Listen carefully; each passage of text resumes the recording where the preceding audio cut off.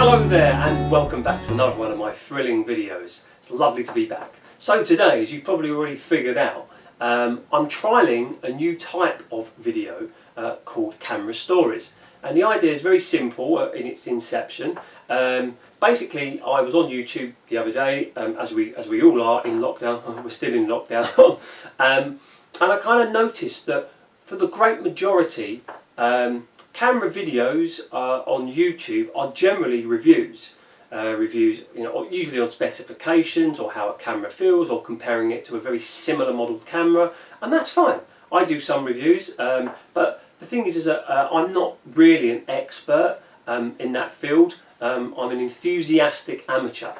So I thought, you know what, I kind of want to move away from the specifications, and I want to talk more about the story of how I come to own certain cameras, because sometimes you end up with a really interesting story. So without further ado, as you've probably already figured out, I'm going to be talking to you today about the Canon 5D. Some people call it the Mark 1, some people call it the 5D Classic, but it is the Canon EOS 5D Digital, as they called it back then. So I want to talk to you about how I came to own this camera. So it was around about late 2018, kind of just moving from summer into the autumn, and I kind of thought, I'm going to jump back into photography. So around that time, from recollection, I do have some notes on the side here, so if you do see me looking over, that's why. So from recollection, I bought myself a Ricoh, I think it was a KR10 Super SLR camera, which I found in a charity shop. And I got some fantastic results from that, and I loved it. I couldn't believe that such a battered old camera was giving me such great results. So anyway, during that period, I travelled to London to visit a friend or some friends, and I met one of my friends in this fantastic pub in London called the Wheatsheaf, which is kind of just off or around the back of Borough Market in London. I can't recommend it enough. So when I was in that pub with my friend having a conversation about my battered KR10 Super from Ricoh, somebody overheard my conversation. Now we'll have to look. That person, if you are on Twitter, was a person called Sucky Hulliat, and I will put it in the description, just somewhere, well, somewhere here. I'll put it here. He came over and had a chat with me and said, "I'm really squeaky chair." He came over to me and my friend, and he said, "Do you mind if I join you? I can hear you talking about cameras." And we was like, "No, sure, go ahead." So we had a lovely chat, and this gent recommended that I try out, if I had the money, if I wanted to get a budget digital camera, he recommended that I get the 5D, as he called it, the Mark 1. So I kind of read it down in the back of a book I was reading, and that was kind of the story. It was a start of how I came about owning the Canon 5D. So after that, I tried to get one on eBay.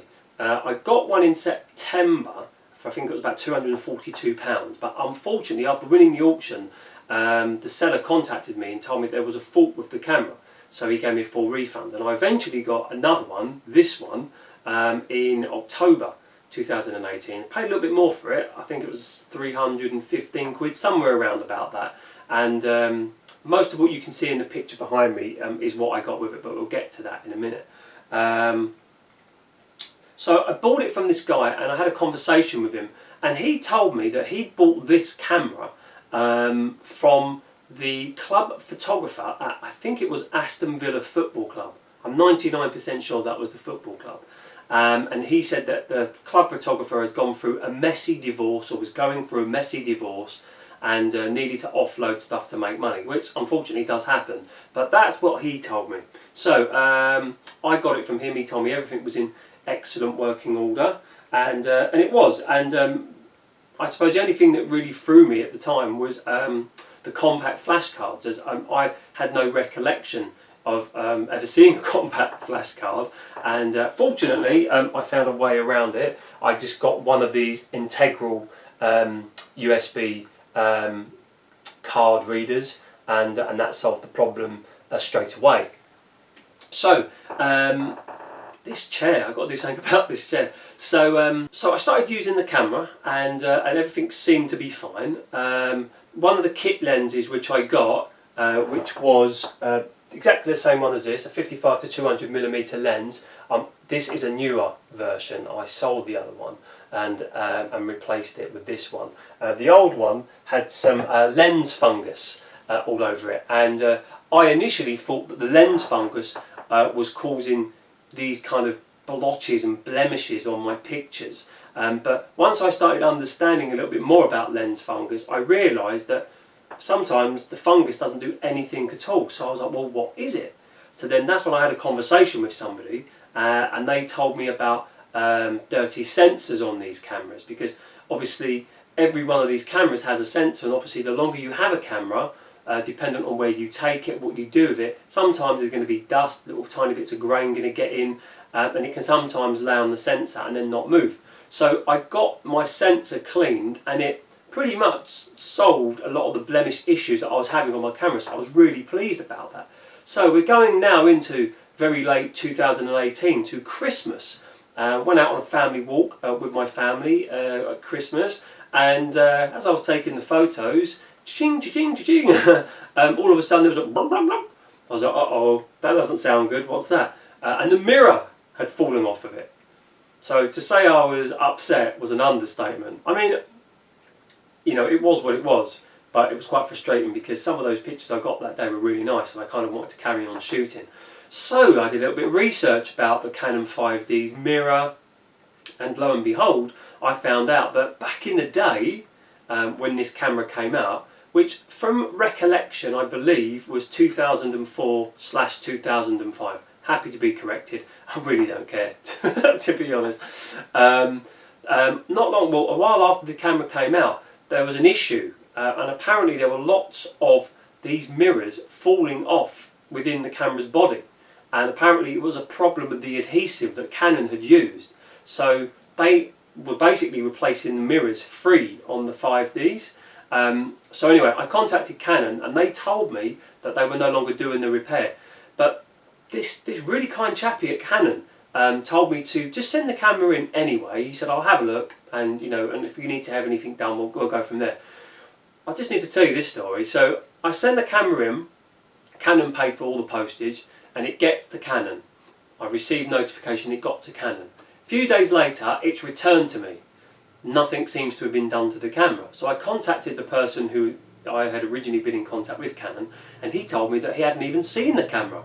He was completely perplexed about this. So he said, okay, I don't know why I haven't seen the camera, please resend it. So I resent the camera back to Canon, and Canon once again received it. I had the update that they'd got it. And then a few days later, I received it back, and nothing had happened. So really baffled, I contacted my contact again, and he was completely and utterly bemused. But apparently what was going on, the camera was going through to some department, and then that department there was sending it back because either it was not in warranty, or I don't know, but there was some problem going on. Anyway, eventually my camera made it to Canon HQ and to my contact there, and he very, very kindly replaced the mirror on it. I have no idea why he was so kind, but he did it for me. And he also sent me some pictures that he'd taken on a tiny little camera that I have at Canon. And it showed me that somebody had tried to repair this camera, and it was a right bodge job, and you could see where they kind of almost like hacked at things, and things had been taken off. But fortunately, the camera still works really, really well. But Canon replaced the mirror for me, sent it back free of charge. So if anybody from Canon is watching this, thank you ever so much for doing that. I really, really appreciate it. To keep this camera going, which it is, I'm really, really grateful for. So that was the whole mirror debacle. So yeah, I had the camera, started using it a lot more in 2019, went out, did some projects, and then when we got to around about October 2019, I went on my travels. I went over to the States, and I was predominantly in New York, but spent some time in Salt Lake City, and I thought it was a good opportunity to really give this camera a test. So at the end of the film, or today's video, I'm going to put on a number of images which I took whilst I was out in New York. Didn't take a lot in Salt Lake, but they're predominantly from New York. I'm going to throw in a couple of other ones that have been taken using the camera to give you an idea, so you can kind of get an idea of what you're getting on the camera. But just to quickly go on to have a look at the camera, it's a really heavy camera. I'm just going to come toward the camera here now. It's a really heavy camera. If you pick up one of the more modern Canons, they're a lot lighter, but the build quality of this is solid. It's got a really nice kind of shutter sound. If I just turn it on, just take a picture now. Hello. Really nice, satisfying image there. As I say, on the back, it's just like the little screen, and if you are aware or you use Canon cameras, the layout on the 5D is really simple. When you kind of like started moving on through the different camera lines, they obviously added a lot more. But the camera is very basic in its terms of what it can offer the user compared to the types of cameras today. But this camera, when it came out, had a 12.8 megapixel sensor. It had a full frame capability, which a lot of people bought into. And you know, this camera, when it first came out, was around about, I think, $3,500, maybe 3,500 UK pounds, £3,000, and this was quite cheap at the time, from my understanding, because other kind of professional DSLR cameras were around about £7,000–8,000. Again, happy to be corrected if I'm wrong, but very popular camera, and it holds a lot of love for a lot of people. Really pleased that I managed to get myself one of these. I use this, as you can see, with a 50mm lens. Again, I purchased this from eBay. I think I got it for around about £60–70 from memory, might have been a little less. But I use that predominantly with that camera. I have other cameras that I have kind of zoom lenses on, and this is really good for like portrait photography, some kind of landscape photography. Clearly, if you're into your landscape photography, you want to go for, you know, something like a, I don't know, 18mm, 12mm, something like that. But in general, having your 50mm lens on is fantastic, because it enables you to kind of get some nice close-up images of things, and you don't have to think too hard about it. So I hope that you found this video interesting. Do you like camera stories? Do you think it's something that I should do more often? Let me know your thoughts below. As always, thank you for liking and for continuing to subscribe. Please tell your friends, because as you can see on this channel, it's all about the community. I've got some more videos coming up soon, just waiting to be able to take some more pictures on some of my cameras, and hopefully more content will be coming soon. So please let me know your thoughts. And it's me signing off. See you later.